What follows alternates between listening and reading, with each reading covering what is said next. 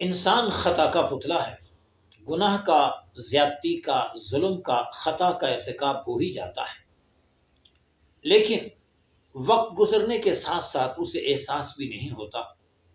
صاحب الروض الفائق نے ایک اللہ کے بندے کے بارے ایسی ہی بات لکھی کہ اس کی عمر 60 سال تک پہنچی۔ ایک دن خیال کرنے لگے کہ میری عمر کتنی گزری، 60 سال۔ پھر بیٹھ گیا حساب لگانے کہ 60 سال میں کتنے دن گزرے ہوں گے۔ جب حساب لگایا تو 21,500 دن اسے سامنے آئے۔